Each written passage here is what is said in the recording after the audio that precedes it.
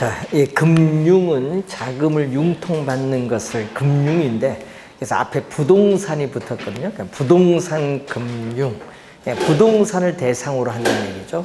자, 그래서 거기 보시면은 이 부동산을 개발 또는 취득하려는 목적하에 우리가 화폐와 신용, 화폐는 돈이고 신용을 이전하기 위해서 사용하는 제도라든지 우리가 시장, 이 수단과 관계된 영역을 말한다. 자, 이 지문도 한번 출제했고요. 그 3번에 이 부동산을 운용 대상으로 하여 이 자본을 조달하는 일련의 과정을 부동산 금융인데, 이 지문은 또 2번 출제를 또 했었습니다. 2번과 3번 지문을 좀 주의해서 보시고, 자, 작년에 또 출제됐었던 우리가 이 자본 조달 방식에 따라 부동산 금융을 분류를 하는데, 자, 여기서 여러분이 부동산 증권이라고 하거든요. 부동산 증권은 크게 우리가 둘로 나눕니다. 하나는 지분은 이제 많이 배웠으니까 자기 자본. 부채는 뭐죠? 타인 자본. 이제 배웠으니까 이 지분 증권과 이 부채 증권으로 우리 부동산 증권은 크게 둘로 나눠요. 이때 지분 증권은 지분이고 부채 증권은 또 부채인데, 이 지분 금융은 자기 자본을 조달하기 위한 금융이에요. 그래서 지분 금융을 조달하기 위해서 발행하는 증권을 지분증권. 부채 금융, 여러분 부채는 타인 자본이잖아요. 그래서 이 타인 자본을 조달하기 위한 금융인데, 이 부채 금융을 조달하기 위해서 발행하는 증권을 부채증권인데, 이 부채증권 여러분이 우리 들어본 용어 중에 MBS 하면은 주택저당증권, 또 MBB 하면은 주택저당채권, 담보부채권, 나중에 다 배우죠. 또 ABS는 자산유동화증권 또는 자산담보부증권, 또 CP는요 커머셜 페이퍼라고 해서 이걸 기업어음이라고 해요. CP 약입니다. 기업어음, 커머셜 페이퍼라고 해요. 기업어음, 자산담보부 기업어음. 예? 자, 이런 것은 다 부채증권인데, 작년 시험에 ABCP가 지문에 떴죠. 뭐 이런 것 같은 건데, 부채금융을 조달하기 위해서 발행하는 증권입니다. 그럼 시험 문제에 작년도 지분금융 냈고요. 29회도 지분금융, 28회, 26회, 예? 21회, 19회도 다 지분금융이야. 우리 부채보다 이걸 제일 많이 출제하는 것 같아요. 그래서 이 지분 금융이 이 부채 금융보다는 많이 출제를 하는데, 이 지분 금융 방식 또 부채 금융 방식인데, 이 부채 금융은요 22회 시험에 출제를 했어요. 부채 금융 방식은 22회 한 번이고, 계속 우리는 출제는 뭐를 출제한다? 지분 금융. 자, 19회 시험에 처음 출제해서요, 우선 계속 출제를 하고 있는 용어인데, 자, 여러분, 그 29회 정답이 요거죠? 부동산 투자 회사. 부동산 투자 회사를 뭐라고 하냐면 리츠. 우리가 이제 또 금융에서 배운 리츠는 우리 주식 회사다. 주식 회사. 그래서 주식을 발행함으로써 자기 자본을 조달한다. 자, 부동산 투자 회사가 있고요. 또 여러분 우리가 이것도 한 2번 출제된 용어인데, 조인트 벤처, 부동산 신디케이트,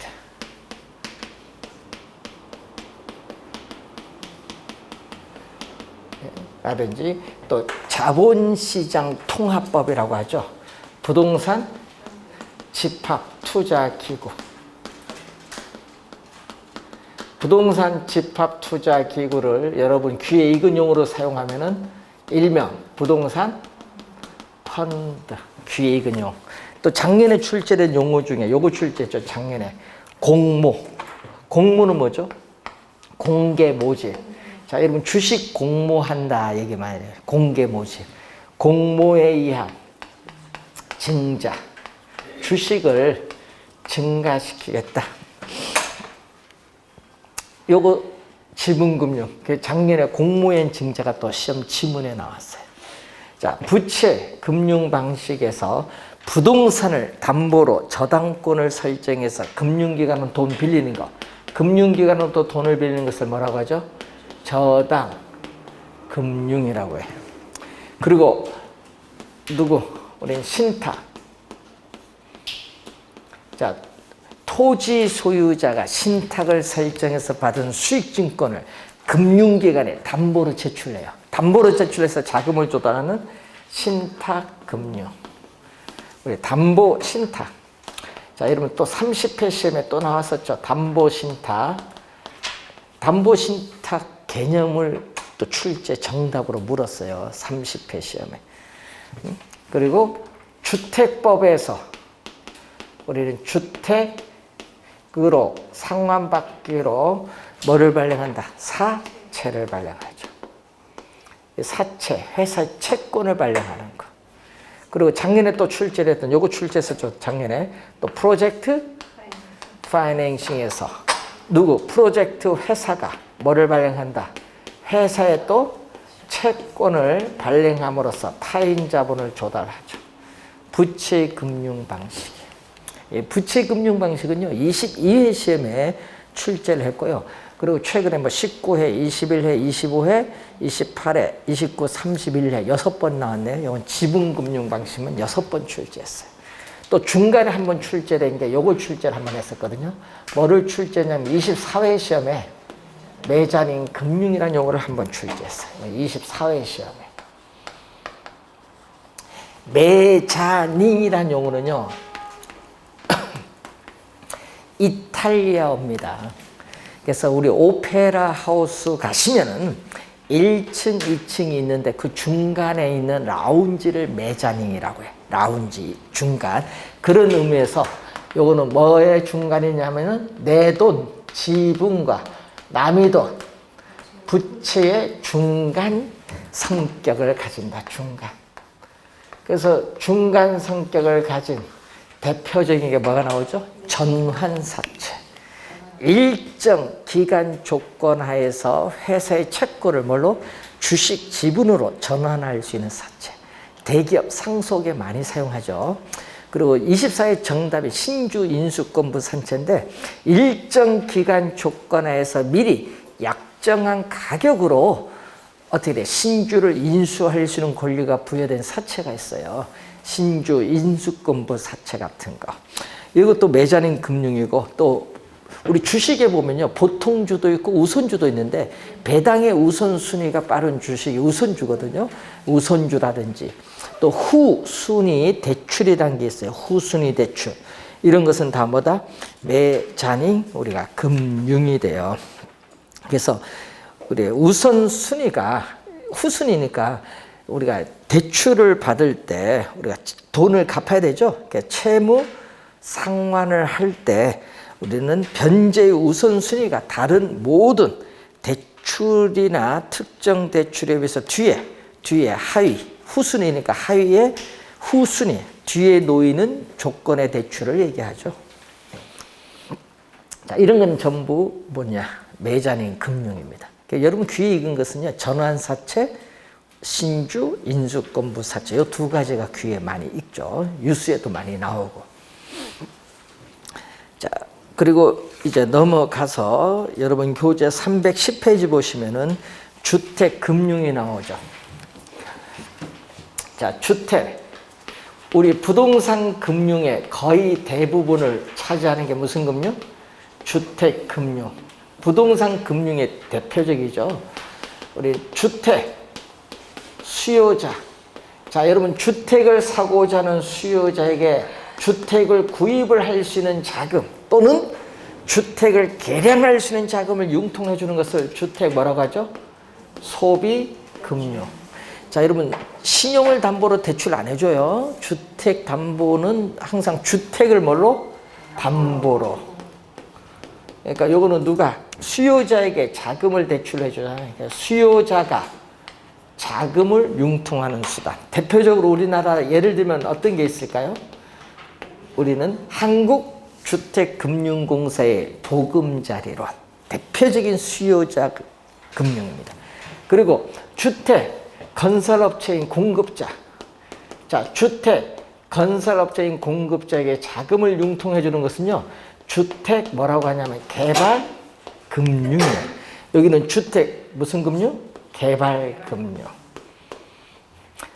요거는 공급자에게 자금을 융통해 준다는 의미에서 공급자 금융이라고 해요. 그래서 공급자 금융의 대표적인 걸 하면요.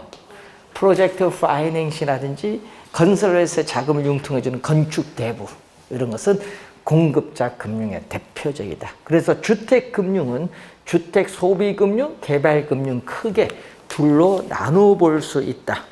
자, 310페이지 중간에 보시면은 주택금융의 기능도 두 번 출제했었죠. 자, 우선 주택 수요자에게 자금을 융통해 줌으로써 주택 구매력을 높여줘요.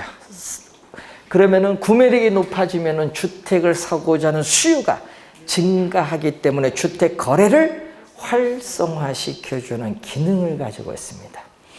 자, 그리고 공급자에게 자금을 융통해 주면은 주택 건설업체로 하여금 주택에 대한 생산 공급을 확대해 주는 기능도 가지고 있고, 그럼 이 수요와 공급 조절을 통해서 또 주택 시장의 경기를 조절하는 기능도 가지고 있고, 자, 여러분도 청약저축 가입을 돼 있죠?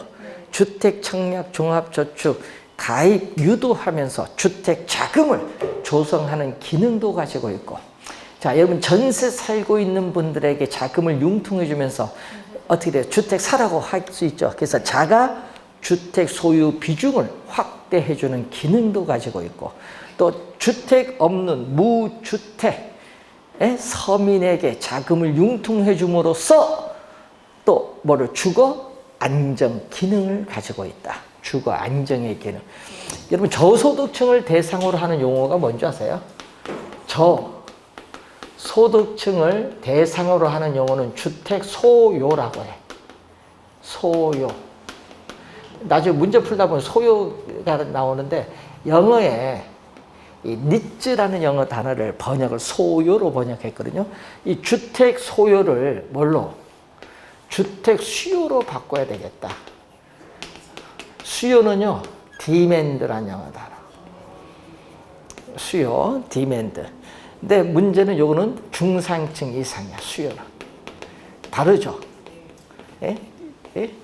용어가 달라요. 그럼 주택 소요는 저소득층이니까 주택 구입을 할 수 없는 자금 가진 저소득층의 주택 소요의 개념을 어떻게 중상층 이상 주택을 살 수 있는 능력을 가진 수요로 바꾸기 위해서는 지대한 역할을 하는 게 바로 뭐냐? 여기서 주택 금융이 지대한 역할을 하는 거죠. 소요를 수요로 전환시켜 주는데 중요한 역할을 하는 것이 바로 뭐죠? 주택 금융이다. 주택금융 그래서 장기잖아요. 장기 대출이면서 저리 낮은 금리로 대출해 줍니다.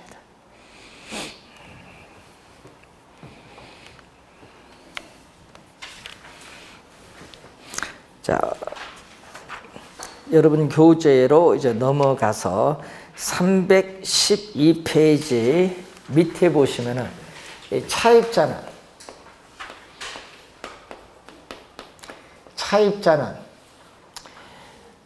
대출을 받으면은 대출금에 대한 원금 이자를 갚아야 돼요. 원금 이자를 갚아야 되는데 원금 이자를 못 갚았다.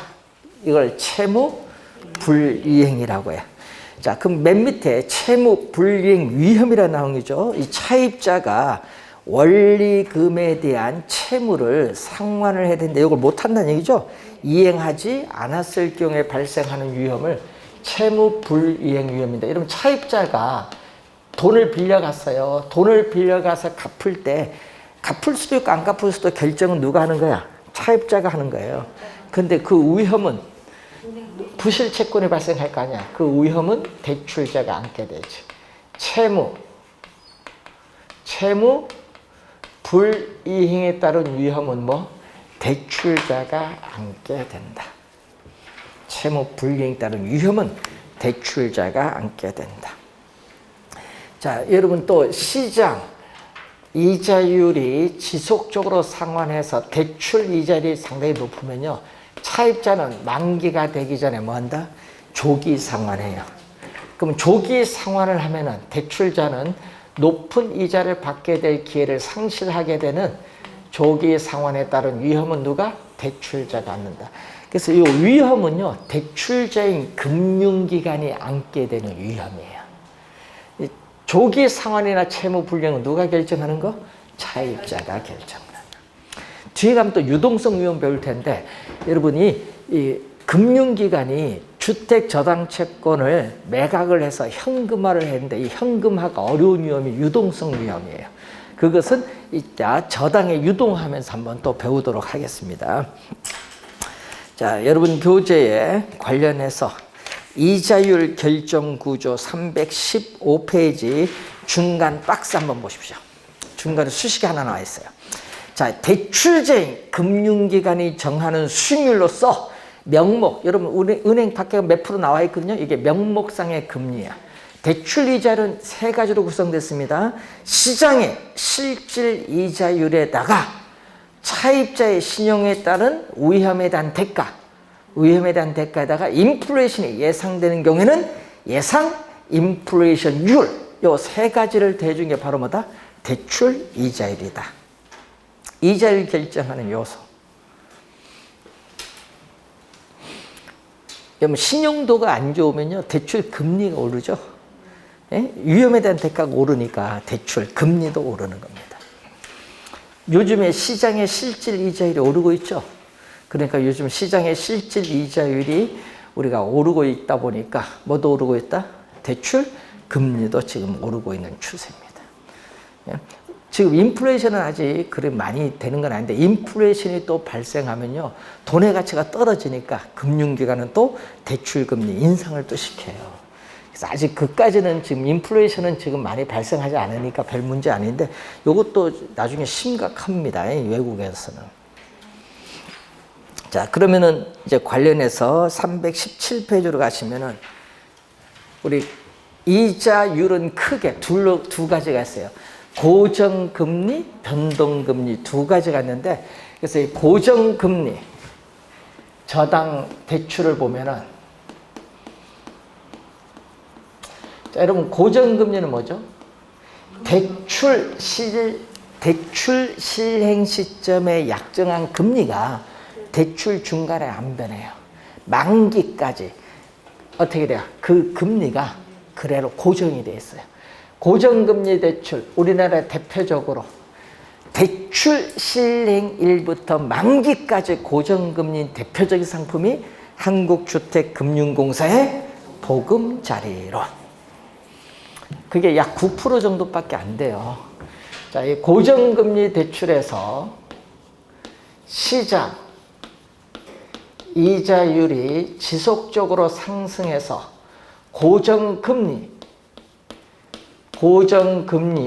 대출 이자율보다 높으면은 차입자는 낮은 대출 금리로 뭐 한다? 돈을 갚기 때문에 뭐를? 이익을 얻겠지만은 대출자인 금융기관은 뭐를 한다? 손해를 보죠. 예. 외부로부터 자금 조달하는 비용이 시장 금리가 오르다 보니까 상승해서 금융기관은 계속 수익성이 악화가 돼요. 이때 시장 금리 상승에 따르는 금리 변동 위험은 누가? 대출자가 부담하기 때문에 금융기관은 손해를 본다 얘기예요. 그런데 시험 문제는 여기가 중요해요. 자, 두 번 정답 물었거든요. 두 번 정답인데 요 부동호 방향이 두 번 정답지만. 그러니까 시장 이자율이 지속적으로 하락을 해서 고정금리 대출보다 뭐 할 경우? 낮을 경우. 이걸 계속 2번 정답 물었어요. 낮을 경우. 이때는 차입자는 높은 대출금리로 돈을 갚으니까 손해고 대출자는 이익인데 이때 시장 금리 하락에 따르는 금리 변동 위험은 누가? 차입자가 안게 되지. 그럼 이런 경우, 이 경우에 차입자는 손해를 보니까 손해를 안 봐야겠죠. 리파이낸싱. 여러분 파이낸싱은요 금융이에요. 요거는 금융인데 리는 다시 융자를 받는다. 이걸 번역을 금융으로 번역하는데 여러분 요즘 많이 쓰이는 용어로 고친다면 이것을 대환대출. 금융계 보면 대환대출 막 적혀 있죠. 요걸 얘기하는 거예요. 이걸 가지고 차입자는 손해를 보니까 낮은 금리로 대환대출을 받아서 뭐를 한다? 차입자는 만기가 되기 전에 조기 상환을 해요. 그럼 조기 상환하는 건 좋은데 그러면 조기 상환하면요 대출자는 높은 이자를 받게 될 기회를 뭐 한다? 상실하지. 그래서 차입자가 조기 상환하면 그에 따른 위험은 대출자가 이렇게 부담을 하게 돼. 조기 상환하면 대출자가 안게 되거든요.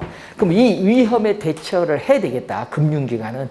그래서 차입자가 조기 상환을 하게 되면은 미상환된 원금의 일정 비율을 조기 상환에 따른 수수료를 부과함으로써 벌칙을 부과하는 거예요. 그래서 위험해요. 대처를 해야 되니까. 자, 그런 내용을 근데 특히 요거죠. 부동산 방향 잘 보셔야 돼. 이때 조기 상환한다는 거.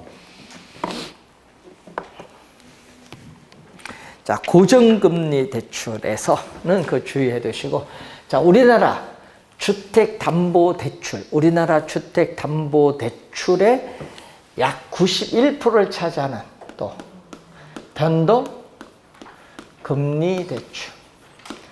이것도 말 그대로 대출 시점에 약정한 금리가 대출 중간에 시장 상황의 변화에 따라 금리를 뭐 한다?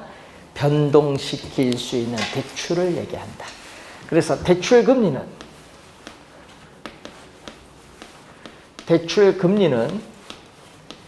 기준 금리에 뭐를 대준 거죠? 가산 금리를 대준다.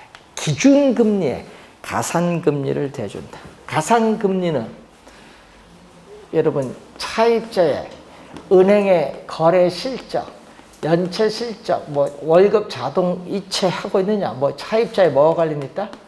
신용도와 관련이 있어요. 신용도가 좋으면은 가산금리가 낮아지는 거고 신용도가 안 좋으면 가산금리가 올라가요. 이걸 우리는 이 조주영 교수는 가산금리를 뭐라고 했냐? 마진이라고 하고 또는 이걸 위험 스프레드, 위험 가중금리로 번역을 해요. 위험 스프레드, 위험 가중금리라고도 해요. 가산금리. 가산금리는 대출 받을 때 대출 금리 결정할 때 필요하지 대출 중간에는 변하지 않는다. 그래서 대출 중간에는 변동하지 않는다. 그럼 대출 중간에 변동하는 거 뭐죠? 기준금리. 이 기준금리는 뭐죠? 대출 금리에 뭐가 된다? 지표가 된다. 대출 금리의 지표가 되는 기준금리는 원래 과거에는 하나밖에 없거든요. 양도성 예금증서를 CD라고 하는데 CD도 몇 개월 기준? 3개월 91일 3개월 기준. 네, 여러분 그럼 3개월 기준 하니까 1년에 몇 번? 4번 변하는 거야. 변동금리. 이자율 조정 주기가 이렇게 있어요. 그런데 2012년에 왔더니 은행이 외부로부터 자금 조달은 은행 채권 발행, CD 발행, 여러분 정기예금 가지고 자금 조달하는데 CD는 은행 자금 조달의 10%도 안 돼요.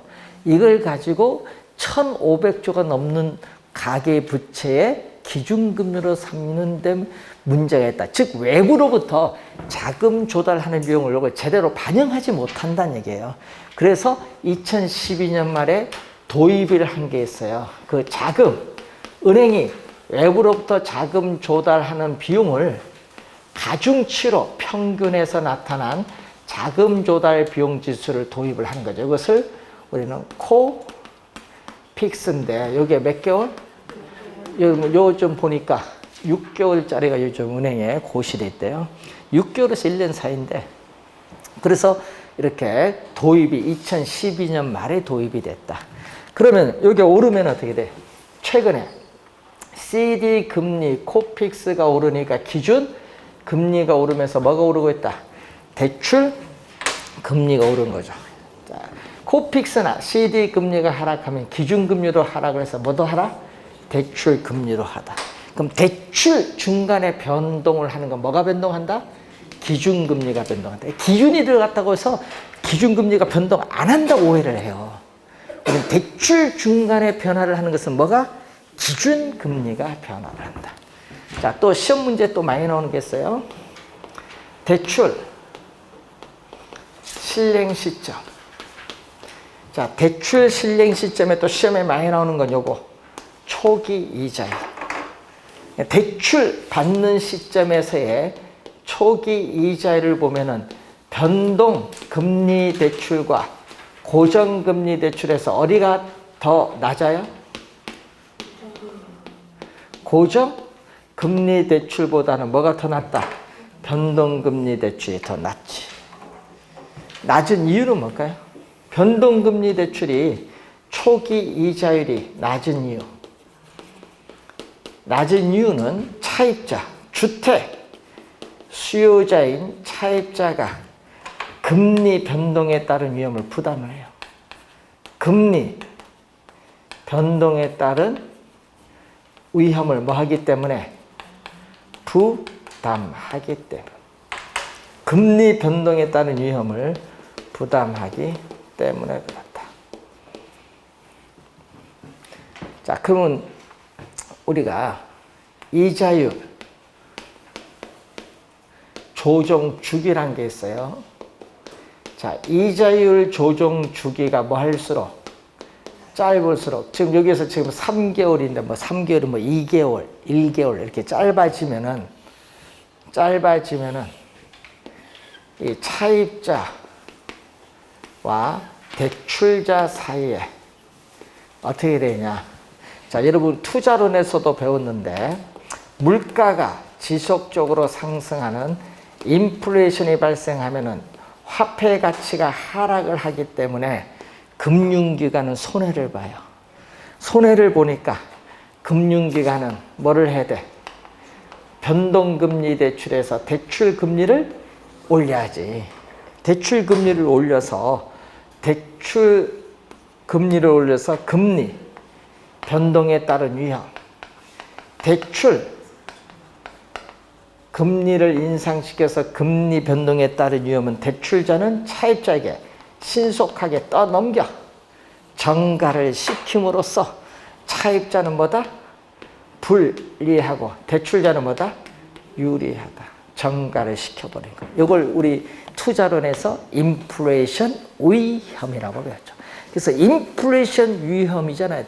전가시킴으로써 금융기관의 인플레이션에 따른 위험을 뭐한다? 낮춘다. 이걸 우리는 출제를 또 27회 시험에 또 했었죠. 지문들을 이제 연결시키면서 잘 보셔야 됩니다. 이 지문들을 제일 우리가 많이 출제하는 지문들. 자, 그 내용이 이제 여러분 교재 이 319페이지에 거기에 박스 첫 번째 초기 이자율, 두 번째 이자율 조정 주기 요거 체크해 두셔야겠죠. 자, 그리고 맨 밑에 변동 이자율부 융자의 문제점이 나오죠. 자, 거기에 보시면은 세 번째 이자율 변동의 부담을 상당 부분 차입자에게 전가시키게 되므로 채무 불이행에 따른 위험도는 고정 이자율부 융자에 비해서 뭐가 된다? 커지게 된다는 내용이죠. 전가시키기 때문에 그렇다.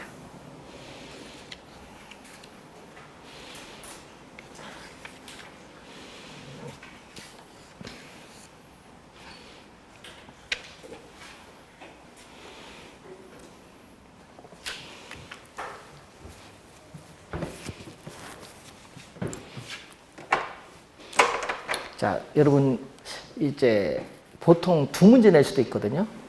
이제 계산 문제 낼 수도 있고 이론 낼 수도 있고 작년 31회 시험과 31회와 29회는 계산 문제, 또 26회, 28회도 계산 문제.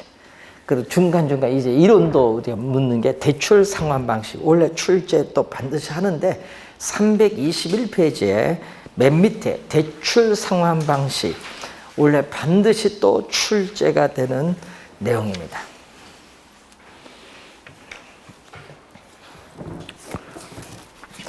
자, 그러면은 반드시 출제를 하게 될 텐데 얘기겠죠. 자, 예를 들면은 자, 대출금 예를 들게요. 1억 원.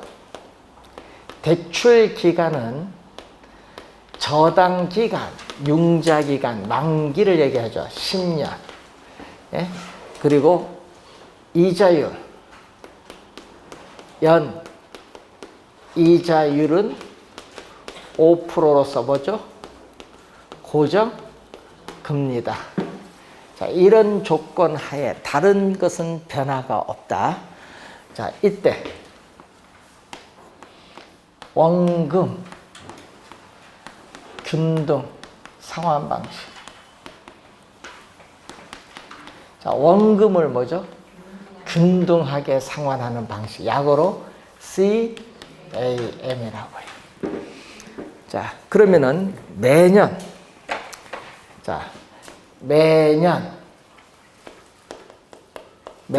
갚아나가는 원금 상환액은 얼마냐?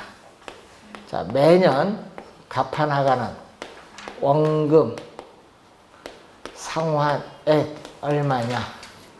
대출금. 자, 처음에 대출받은 금액이 얼마 받았냐면은 1억이죠. 1억 원.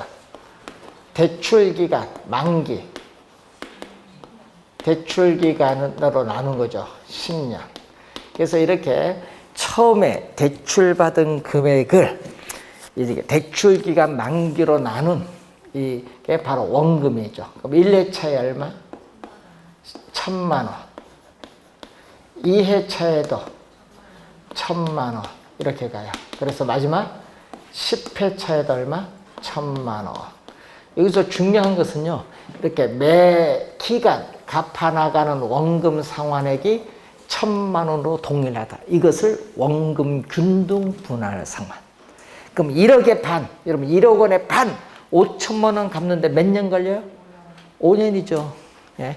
그래서 대출금의 50% 반을 상환하는 데는 대출기간 만기에 또 뭐? 반이 걸린다라는 것을 알 수가 있어요.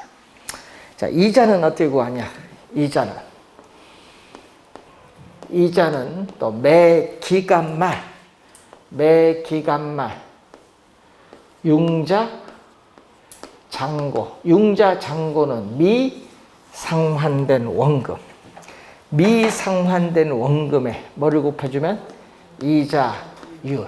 그래서 이자율은요, 항상 융자 잔고에 대해서 적용이 돼요. 이자율은 얼마? 지금 처음에 돈 안 갚았잖아요. 1회차에 돈 안 갚았으니까 대출금이 1억 원이 융자 잔고고 이자율 몇 프로? 5% 했더니 얼마? 500만 원. 그럼 요거 대줬더니 얼마 나오죠? 처음에는 처음에 대줬더니 원금 플러스 이자. 자, 원금 플러스 이자를 여러분 뭐라고 하죠? 원리금 상환액. 그건 1,500만 원이 나와요. 처음에. 자, 그럼 두 번째는 돈 얼마 갚았어요? 1,000만 원 갚았어요. 1억에 1,000 갚으니까 융자 잔고는 얼마?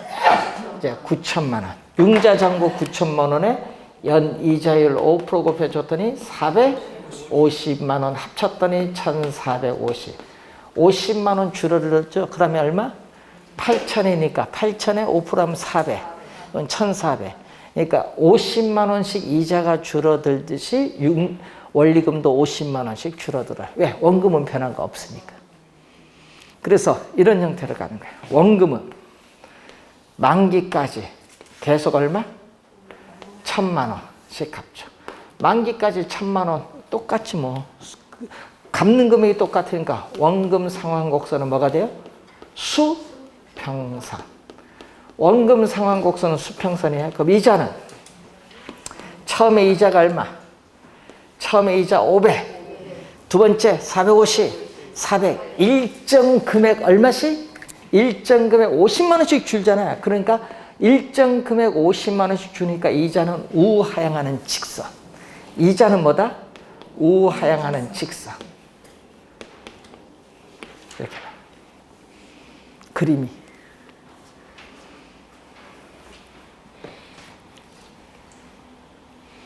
여러분, 요 계산 문제 있죠? 원금 균등 요 계산하는 거요. 뭐 1, 2, 뭐 이렇게 나오면 좋은데, 뭐 예를 들어서 뭐 5회차 때 구해라. 뭐 10회차 때 구해라. 뭐 이렇게 해서 26회와 28회 시험에 출제했어요. 계산 문제. 그리고 29회와 31회 시험에는 요걸 출제했어요. 원리금 균등 상환 방식.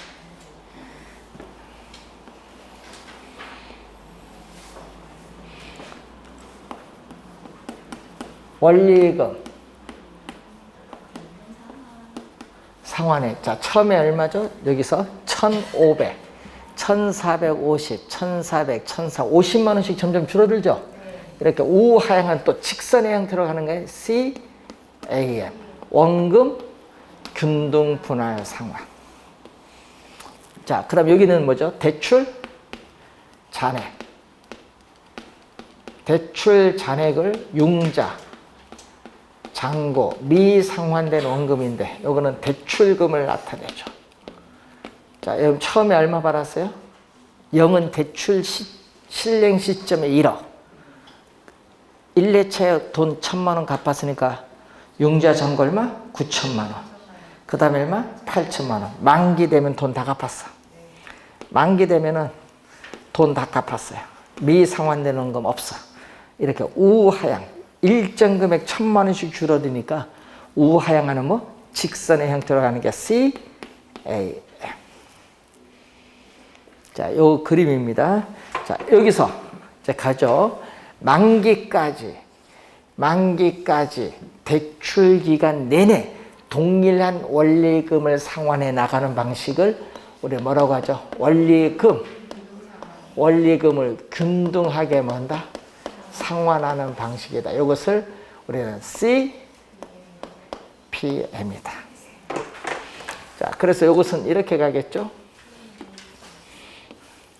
이자는 점점 우하향하는 복사로 이렇게 하고 원금은 점점 우상향. 근데 여기서 계속 출제하죠. 자, 초기에 원금 상환액은 가장 낮고 이자는 가장 높다. 기간이 경과할수록 원금 상환액의 규모는 점점 증가한다. 이것만 4번 출제했어. 그림은 투자론에서 나오는 그림이에요. 투자론에서 거기에 나오는데 몇 페이지더라? 그림이. 화폐 시간 가치에서 나오는 내용입니다.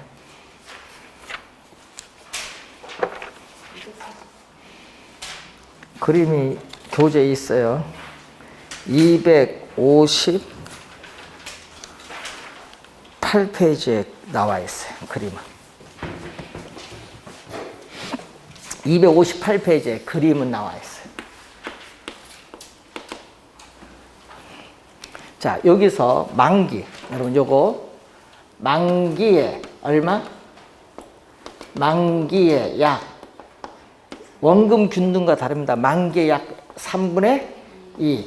만기의 약 3분의 2 정도 지났을 때 대출금의 약 반, 50%가 상환되었다고 볼 수 있다. 그리고 그림 보세요. 만기에 가까이 갈수록 원금 상환 곡선, 이자 지급 곡선의 기울기는 만기에 가까이 갈수록 급하다. 자, 급한데 여기서 자, 기간이 경과한데 여기 왔어요. 자, 기간이 경과할 때 여기서 이만큼 뭐가 증가했어요? 원금이 증가한 만큼 동일한 금액에 뭐가? 이자가 줄어요. 그래야 원금 이자가 똑같을 거 아니에요. 이렇게. 이건 원금 플러스 이자인데. 그래서 시험 문제 또 많이 출제하죠. 이자가 줄어든 만큼 동일한 금액의 원금이 증가하기 때문에 원리금은 변화가 없다는 거. 자, 그리고 또 시험 문제 많이 나오는 거. 요즘 29에 30일은 요 수식을 아래 계산하죠. 제일 먼저 구해야 될 건 요거부터. 매 기간 갚아나가는 원리금 상환에, 자, 거기 우리 투자론에서 배웠었던 대출금에 뭐를 곱해준다? 저당 상수를 곱해주죠.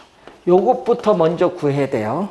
구해놓고, 저당 상수 주어져요. 대출금 뭐 5억, 저당 상수 뭐 0.0643 이런 식으로 딱 주어져서 곱해서 나와요.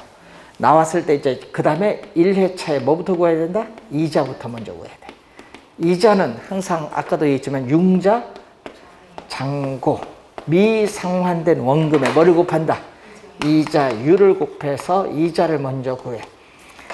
작년 시험은요, 이자율 구하는 거 냈죠. 이자 얼마 주어지고 융자, 잔고로 나누면 이자율이 나오지 뭐. 그리고 또 뭐 원금. 원금은 위에서 구한 원리금 상환해서 뭐 빼면 돼? 이자를 빼면 나오지. 그래서 작년 시험은요, 이자율 구하는 거와 2회차에 뭐 구하는 거? 원금 구하는 거 출제했어. 자, 문제는 이걸 여러분들이 원리를 잘 이해를 해서 계산 문제도 또 확인을 해봐야 될 내용입니다.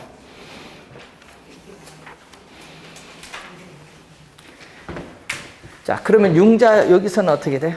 여기서 융자 잔고는 처음에는 원금이 적으니까 적게 갚거든요. 이런 형태로 나와요.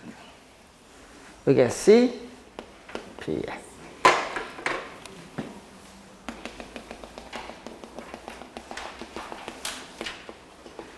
자, 여러분 항상 초기에 미상환된 원금이 가장 낮은 게 요거거든요. 원금 균등. 그걸 잘 보고 그림 초기에 요것보다 높다는 거. 자, 그래서 원금 균등은요, 기간이 경과할수록 점점 원리금이 점차 감소하죠. 그래서 미래 원금 균등 상환은 미래 소득이 감소할 것으로 예상되는 은퇴 예정자에게 적합한 상환 방식입니다. 자, 그런데 여기서는 또 어떻게 돼? 자, 원리금 균등 상환으로 갚으면요, 인플레이션이 발생하면은 금융기관 입장에서 대출 원금의 가치가 하락할 위험을 안게 돼요. 그걸 피하기 위해서 처음에는 원리금 상환액을 뭐 낮게, 인플레이션을 반영해서 그 다음 높게, 이런 식으로 갚아나가는 이 방식이 이렇게 나오는데 이것을 GPM, 원리금 체증식 상환 방법 또는 점증 상환 대출이라고 해요.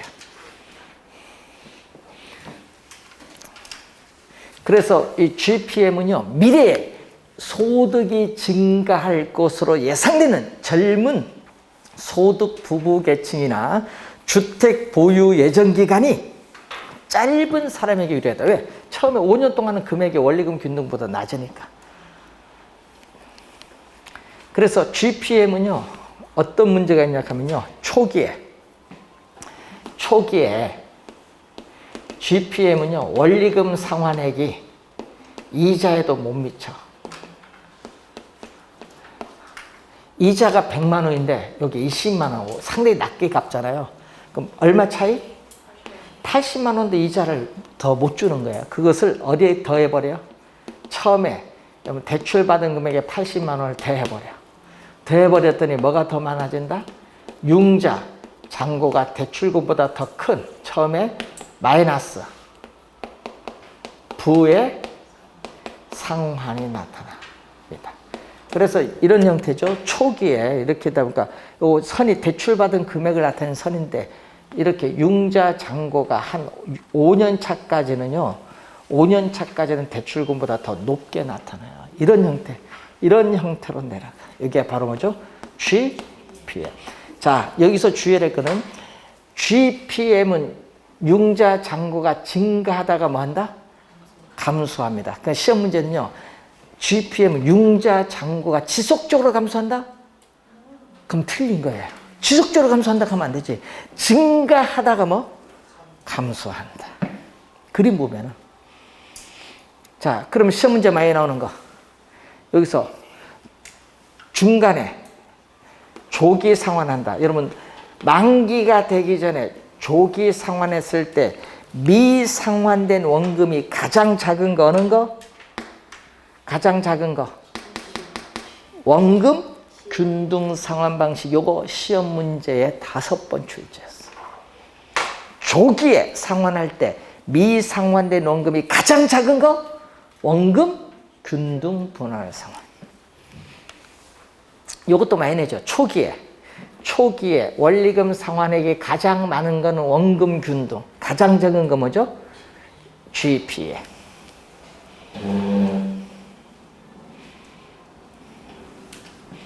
자, 원금 만기 일시 상환은 뭐죠? 만기 일시 상환 방식이라고 해요. 대출받은 금액은 만기에 전액 상환하고 매 기간 뭐만 갚는다? 이자만 갚는 거. 그러니까 이자 지급 곡선은 그 뭐가 돼? 그러면 그것은 원금 만기 일시 상환은 이자 지급 곡선이 이렇게 뭐가 돼요? 수평선이 돼. 이것은 뭐죠? 만기 일시 상환을 할 때는 이자가 수평선. 이렇게 내려가는 건 뭐죠? 내려가는 건 뭐죠? CAM. 직선. 처음에는 초기에는 1, 2차는 이자가 똑같지. 대출받은 금액 아직 상환 안 했으니까. 이렇게 내려오는 건.